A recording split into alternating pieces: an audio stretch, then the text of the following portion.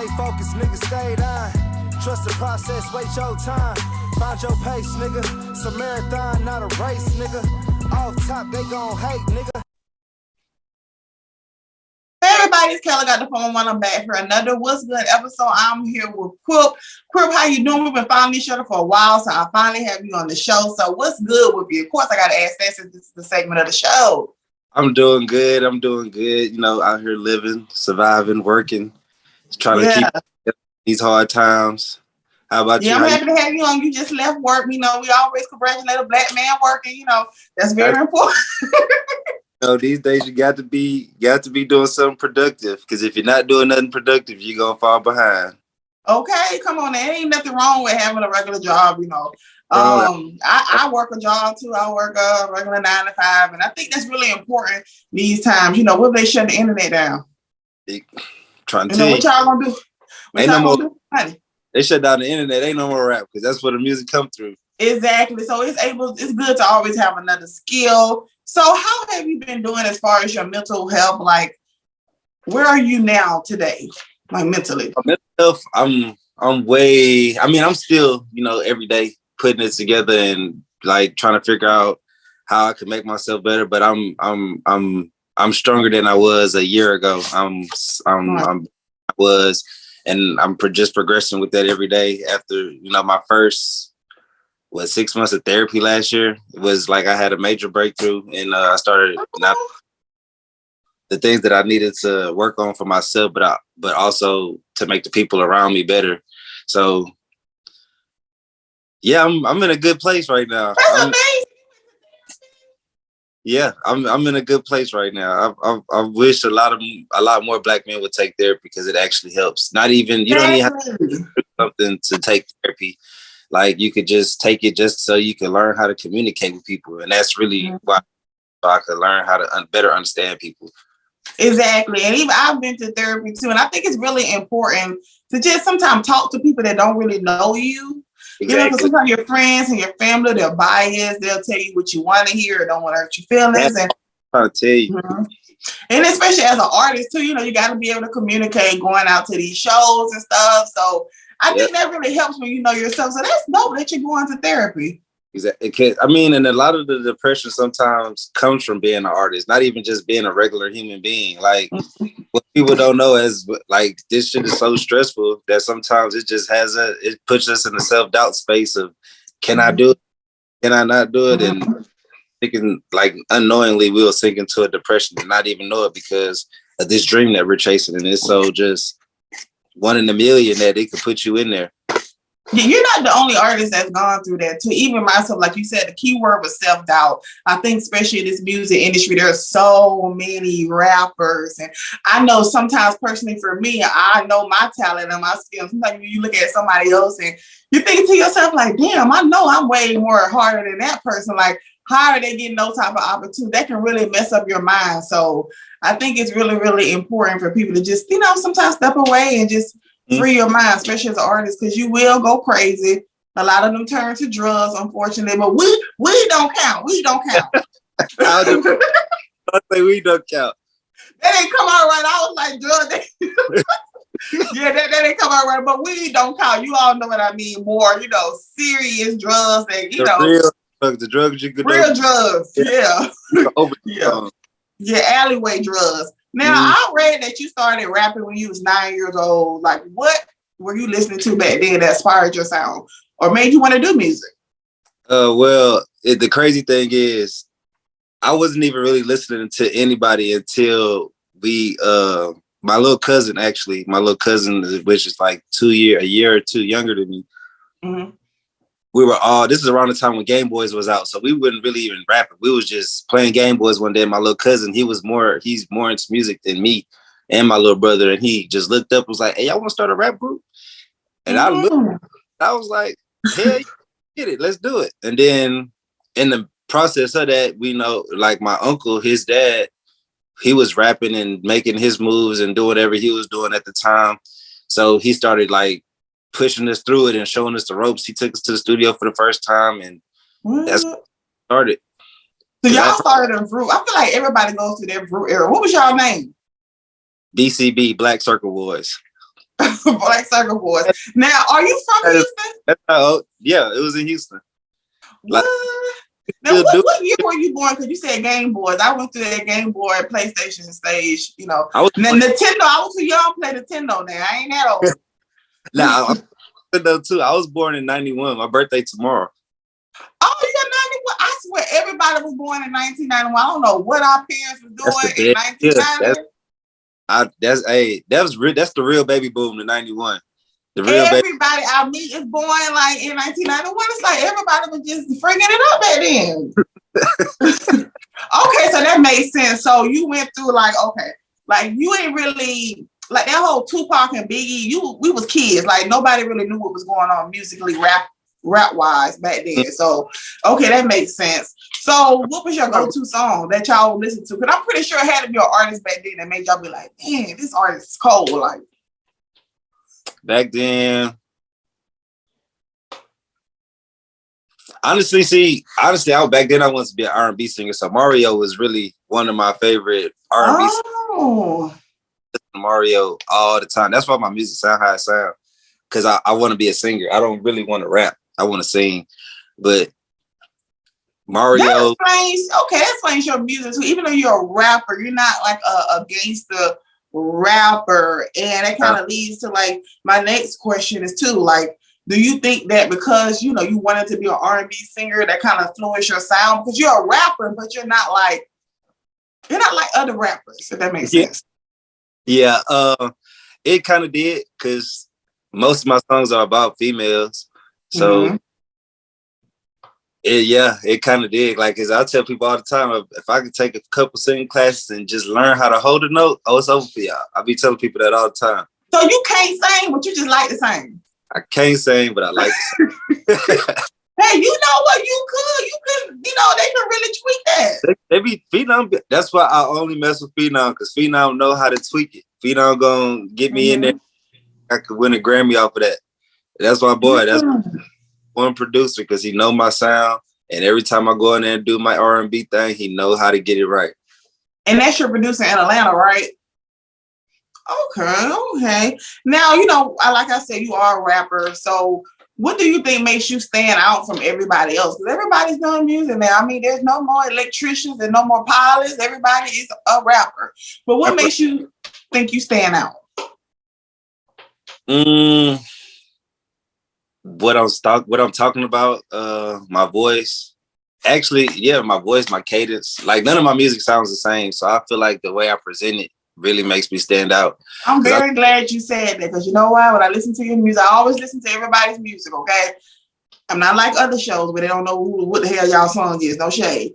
But I was like, dang, he got a West Coast flow. And I couldn't really figure out. I was like, this ain't Atlanta. This ain't Atlanta sound. But it ain't a Houston sound either. But it's similar to West Coast, but you're not from the West Coast. Nah, I'm not. That's the crazy part. And I don't even really know too many people from California either. So I don't know how they. I guess it's because my grandma was big on us articulating. People say people from California or the West Coast, they talk proper. Yeah, they talk like very articulate. Yeah. Yeah. But like my grandma has a lot to do with that, because she was big on that, like, enunciate your words, say them all the way through. So yeah, I got to give her. And grandma.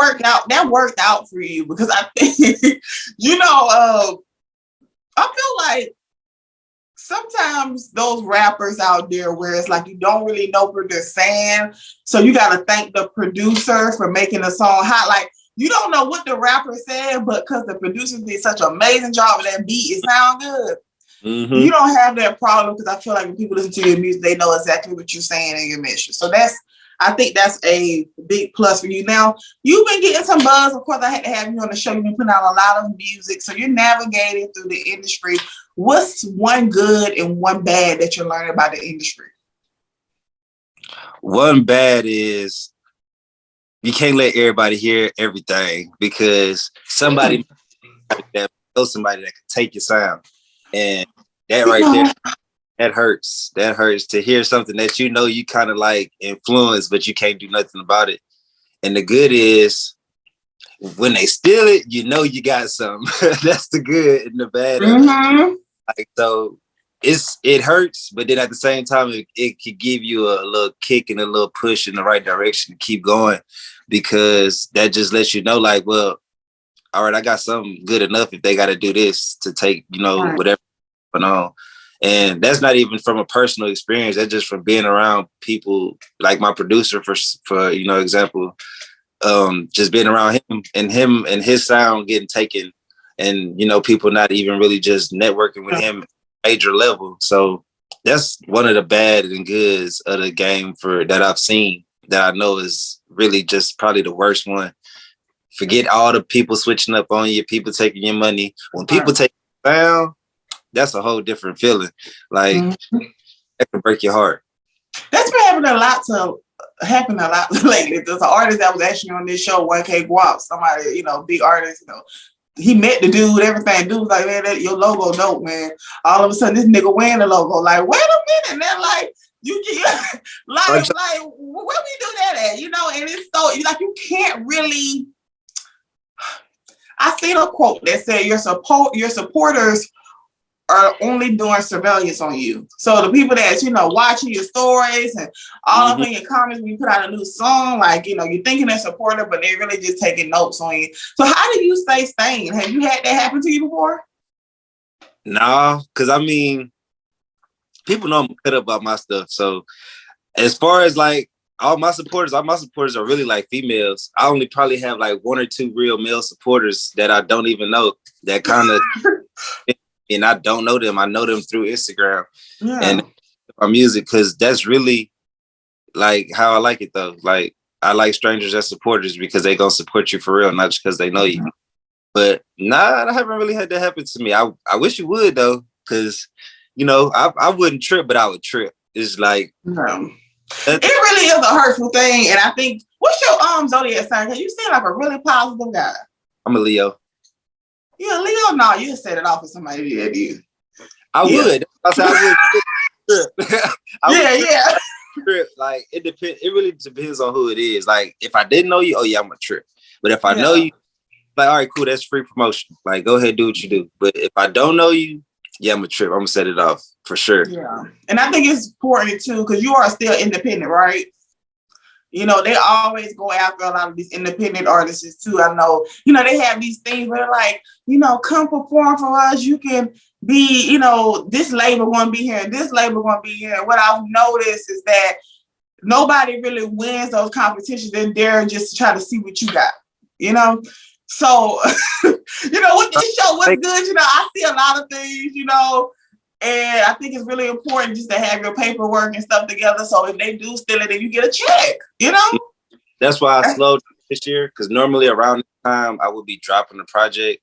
But I was like, I did enough. I got a catalog I'm cool with. So now let me get everything else in order so I can have that right. Just so. Now, you said your target audience is women, and I did know that just from listening to your song. I think that women are the ones that's going to go out to your shows. They're going to buy your album. They're going to do twerk videos to it. Those are the ones that will always, like, support you. As long as you don't piss them off, insult them, say some colorism, like, you be good. Like, you be really good. Now... It's like I gotta show love, but at the same time I gotta get on them too. It's like I gotta give y'all my message, but at the same time I'm gonna show love. So you're being your authentic self. Like, how hard is it being authentic in this industry? Because as you keep going, you meet people and they suggest you do this and they suggest you do that and they suggest you, dye your hair blonde and all of a sudden, like, now you're future. Exactly. That's crazy you said. Because I was just working with a manager that was trying to get me to do this and this and this and that. And I was like, no, it's not me. I'm not doing that. And he was like, don't tell me no, because I'm the artist. Like, I got to do this. Like, I don't know when that has to be on the forefront for this, but being authentic for me is easy, because at the end of the day, if you got to love who you are to be authentic. And I feel like a lot of people love who they are. That's why they can't be their true selves in this game. And you see a whole bunch of these wannabes, like the Perkios and the Izzy Drakes and stuff like that, because people don't love who you are. And once you love who you are, that's when you can make the best, like the best. anything. You don't even got to be doing music, but once you love who you are, you can make the best clothes. You could design anything. But I just love who I am, and then therapy helped me get to that point. So yeah, I was just about to relay that back to therapy. You're talking like a therapist. Yeah, you talking like it really takes time to have self-love because a lot of times being in this industry, I'm guilty of this too on my show. Like I be like, that song sucks, that song is ass. People not gonna like your music. So if you ain't really for sure with yourself, that'll eat you alive, That's why that's why I'm glad I have the friends I have, because they gonna let me know, nah, that ain't it. Mm-hmm. And that's why you don't need nobody yes mans, because they'll tell you it's dope and then you put it out and then yeah, they're trash. All right, so now we're gonna take a moment, we're gonna have some fun. I'm gonna ask you a few questions related to some of your singles. Why are you smiling? It's gonna be cool. You know what, somebody told me that I always be hard on guys. I do ask women a little nicer questions. I just like messing with y'all guys. But y'all, these are y'all lyrics. I'm ready. I'm ready. You ready? Okay. So the first question is based off your song, Don't Call My Phone. Now, are you the petty type to tell a woman don't call you, or you just ghost her? It depends on the situation. Because you a Leo, I already know what you do. It depends on the situation, but 90% of the time, don't call me. 90% of the time, if we went and it didn't go right, nah, don't call me. Like, especially if it was a toxic situation, like definitely don't call my phone. You actually tell them don't call. Okay. Yeah. That's a lot more nicer, because I know personally for me as a woman, like if somebody just ghosts me, that's a problem. Exactly. Now I gotta stalk you to find out what happened. Exactly. He's gonna be like, would you rather be told the truth or would you rather just be ghosted? So I'm gonna just keep it real, and I'm gonna, hey, look, don't call me no more. Yeah. And a lot of us women, a lot of times they say you want honesty, but if you don't want honesty, they're gonna do tell you, I don't want to talk to you no more, don't call me no more. And then you crying, but you said you want honesty. So right there. Yeah. Okay, I don't think that's bad. I don't think that's bad at all. Next, you have a song called My Dog. When it comes to loyalty, what is one thing a person has ever done to you that was not loyal? My dog. What I say, my dog. How you get feelings? How you get any feelings about a bitch and on the that you switched? Yeah, I mean. Yeah, I saw that line. I don't know who that was real. That whole song was real. That whole song was real. Like I had a close friend, like somebody I came up with from the dirt, like the sandbox, trade on me, switch on me by the girl. And that broke my heart. Like that was worse than the breakup, because I like, damn, I know you longer than I know her. Same for you. Are they together now? Because I'm nosy. I would hope not. But I don't think so. I don't think so. Well, like I always say, the homie is always watching. That's why you can't bring your homeboys around your girl, guys. Always, yeah, do not do that, because they are sending her eyes in their DM. Trust me, I know. All right. Next song, homie. Like Ray J said, they be smashing the homies for real. Yeah, it's true. And a lot of women will normally do that just because, payback, unfortunately. But karma, one thing I can't say about karma, it comes back around. Next song is called Pull Up. So let's manifest what's going to be your first car that you buy when you get that big check in your career. We're going to manifest it. The first car I'm gonna buy not even gonna be for myself. Honestly, it's gonna be for my mama. And whatever she want. Off the lot, 0 miles, whatever she. Come on, 0 miles. All right. Not no 20,000, not no 10,000. Zero. Like fresh new. That's what's up. And next, your song called Grind Takes Time. What is the best career advice a person ever gave you that you would never forget? No matter how hard it is, it could only get easier in the long run.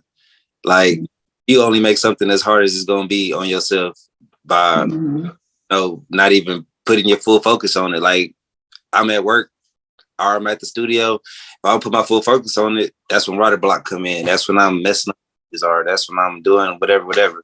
But it only gets easier in the long run. You make it harder on yourself by doing by not focusing on it. The more you focus, like this, probably hear this a million times, not even from just artists, but like scrolling through Instagram. The more you put your focus on something, the more chances you have of actually succeeding at it. That's true. You can't give up. I always tell people, keep going, keep going, keep going, keep going. I feel like the longer you work at something, it's more sweeter the reward. You know how sometimes people be like, you know, they just get that big break like real fast and stuff, right? And then they normally go up and then they come down. But you see people that have been grinding so hard, like look at Tiffany Haddish, like she was like in her 40s before she got her big break. But look at it, she has longevity. So I think that's really important. Then we're gonna go back to support. So how has your friends and your family been supporting you through your music journey? I mean, my friends and my family, they always support me. Especially once they figured out, okay, he's getting better. Like I wasn't getting worse. It was more so of a, all right. You sound like getting worse. Once they saw that, okay, he might actually have something at this, you know, this particular thing. So we're gonna support him. My family comes to my shows, they listen to my music. Oh, that's dope. And all kind of stuff. Like my first big show, my mom was there. So like that and that means the most to me. I could go on and on about how many shows my mom would have been to, but my family, my mama listens to my music every day. My aunties listen to my music. My daughter like my music. My pops like my music. And that's amazing. Like when people around you like really fuck with you, it's like you don't even care about like the outside. And when you go to the award show now, you know, I like to manifest things, you know, that things gonna happen. And when you go to your award show because you nominated, you gotta have your mama sitting beside you. Oh yeah, for sure. Mama gonna be up there accepting the award with me, you know, because she was the first fan, you know what I'm saying, since day one. Before I could even rap, she was there. Oh, that's amazing. Now, if it wasn't for music, what would you be doing? If it wasn't for music, what would I be doing?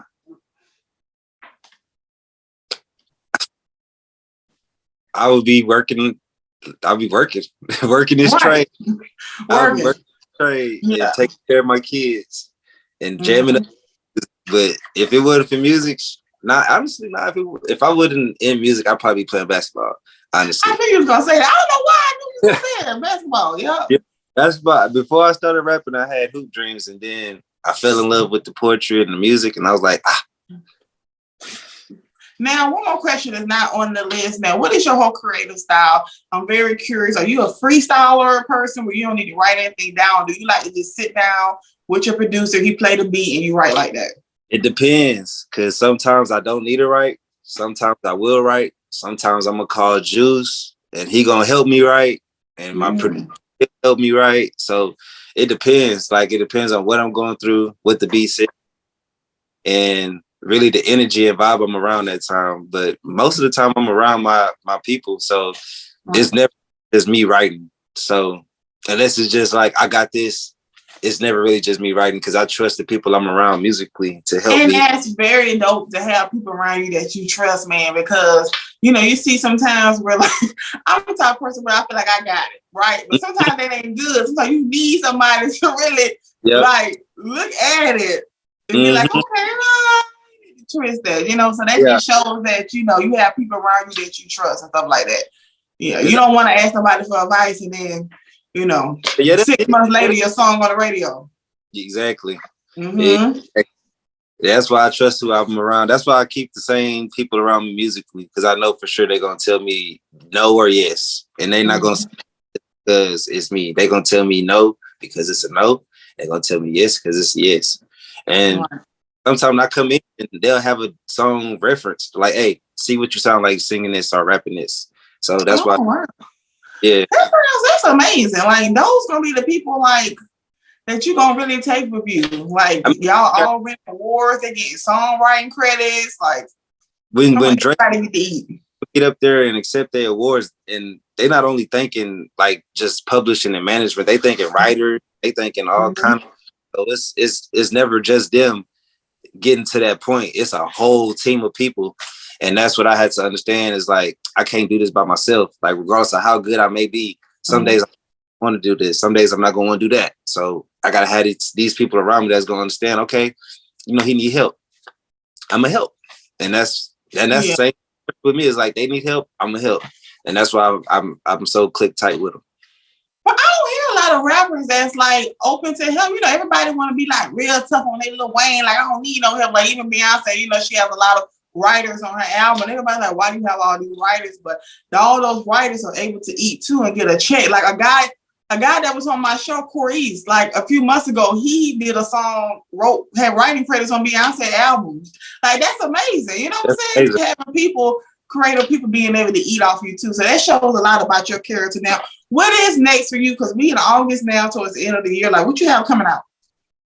Right now, I'm slowly but surely working on the next and final chapter of the Quip trip. I'm gonna give y'all the last version, and we're gonna take one more trip together through all of the pain, and that's gonna be the end of that. Mm-hmm. And then I'm gonna start dropping the club music. I'm gonna give y'all sad story, and then I'm gonna start dropping the fun stuff. Like more. Okay, so you're gonna give us the sad through fall and winter, then you're gonna open it back up spring, summer? Yeah, okay. Exactly.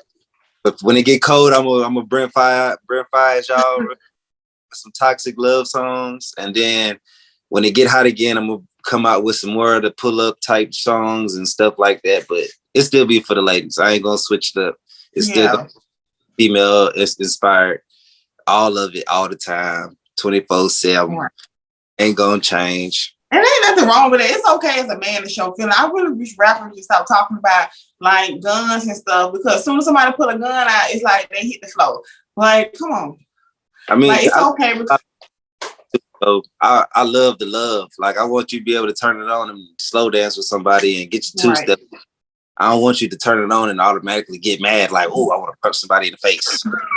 that angry fight music, that crime mob music. Like, you just want to fight. Like, you ain't even mad at nobody. Exactly. It's hitting the innocent bystanders, so everybody get it. That's what I don't want. Exactly. And then when you look at me, you don't even expect that. So I had to come to the grips of that. It's like when females look at me, it's like, okay, yeah, that's the music I hear when I see you, not this. Based off your social media, you do give off like, oh, he a tough guy. But like when somebody actually talk to you, you seem like a very polite, like you can tell like your mother like was in your life and she did a good job. She was whooping my ass. Yeah, you can always tell like who mama just let him run free. But you can tell your mom did a great job. You seem like, you know, you respect women, you cater to women, so that's important. And I'm happy to have you on the show, to finally have you on the show. So how was that? I'm happy too. When I got the DM, I was like, what? Finally. Oh, thank you. You welcome. I'll be watching all you artists, and sometimes you can tell when an artist ain't really posting or putting out music, they just really ain't in a good space. But I always feel like if I reach out to an artist, that means that I think they know. Yeah. You know, it is a show, so people send people my way. You know, you gotta boost the show up. But when I reach out to somebody, that means, you know, I like what I heard. And I think you're a really, really dope artist. And I don't stop what you're doing. Like your sound, it works perfectly for you because women gonna buy your music. Women gonna come to your shows. I guess Tupac said the best. The women gonna sell it for you. Okay, so, these men ain't gonna do nothing but hate. But hate and bootleg and stuff just to get the women.